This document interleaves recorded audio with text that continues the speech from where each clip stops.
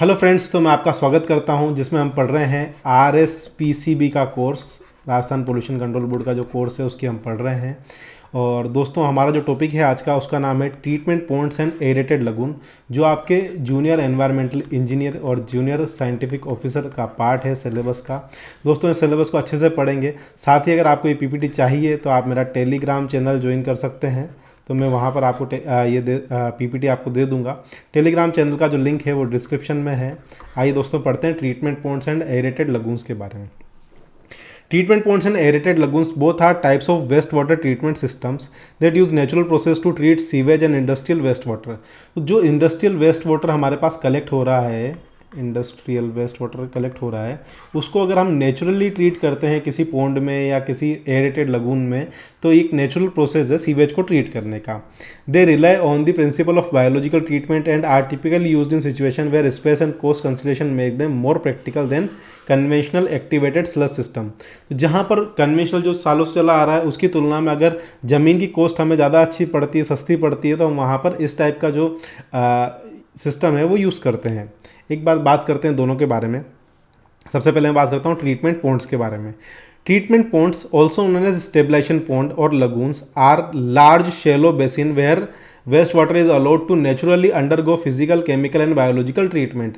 तो एक तरह से आप देख सकते हैं कि ये एक पॉन्ड होता है जिसके अंदर जो वेस्ट वाटर है वो अपने आप ही केमिकल ट्रीटमेंट भी होता है, उसमें उसका बायोलॉजिकल ट्रीटमेंट भी होता है ना, और मैकेनिकल ट्रीटमेंट भी होता है, फिजिकल ट्रीटमेंट भी होता है। ठीक है, these ponds are typically used in the treatment of municipal waste water and industrial effluents, particularly in areas with low population density.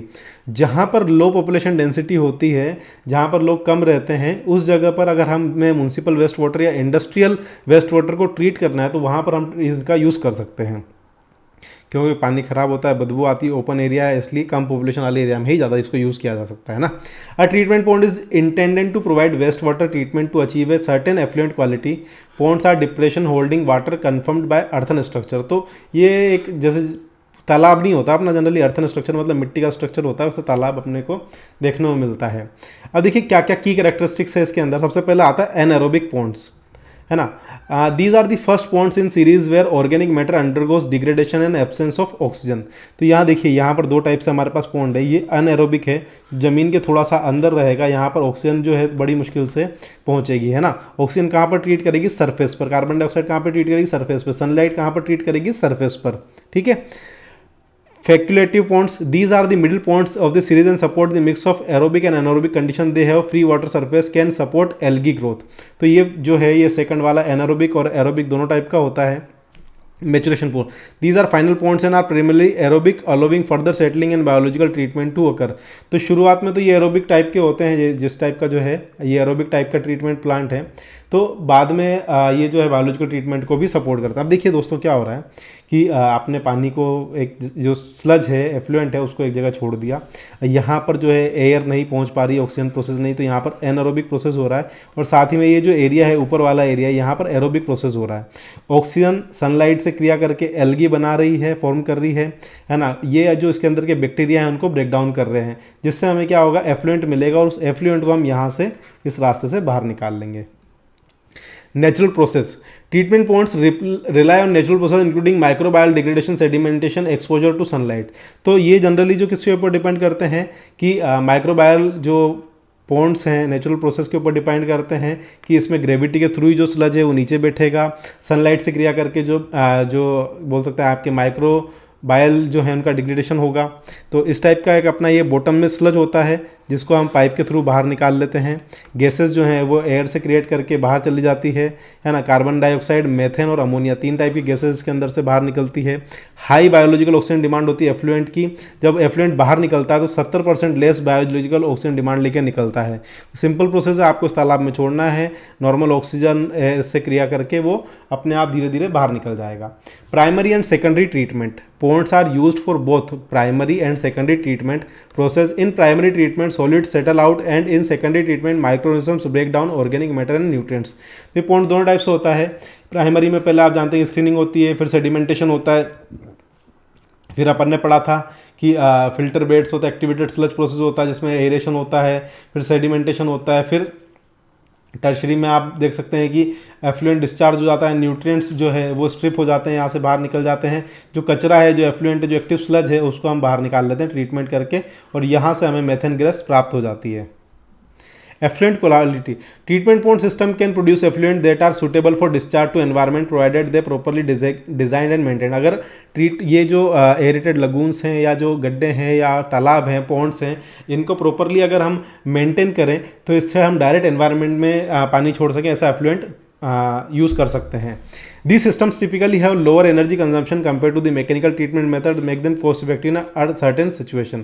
तो कुछ निश्चित कंडीशन में अगर हम ध्यान रखें तो ये कॉस्ट इफेक्टिव भी होते हैं, क्योंकि इसमें बहुत ज़्यादा मैकेनिकल या मशीनरी की हमें ज़रूरत नहीं होती। एरेटेड लगून्स की बात करते हैं, सेम चीज़ है। Aerated lagoons are the type of treatment system that combines elements natural lagoons with mechanical aeration. तो इसमें क्या कर दिया अपन ने, जो नेचुरल जो नॉर्मल गड्ढे हैं उसके अंदर अपन ने एरेशन का सिस्टम जो है वो लगा दिया। They are often used to treatment municipal industrial wastewater in areas where land is available, but water treatment pond effluent quality may need improvement. तो effluent जब जो बचा हुआ जो पानी, effluent किसे बोलते हैं, बचे हुए पानी को, तो बचे हुए पानी की क्वालिटी अगर अच्छी नहीं आ रही है तो फिर हम वहाँ पर किसका यूज़ करते हैं, एरेटेड लगून्स का। Aerated lagoons are the type of waste water treatment system that uses artificial aeration to promote the biological oxidation of waste water. तो जो वेस्ट वाटर आपके पास है उसका बायोलॉजिकल ऑक्सीडेशन को ये जो मैकेनिकल एरेशन है उसको प्रमोट करता है।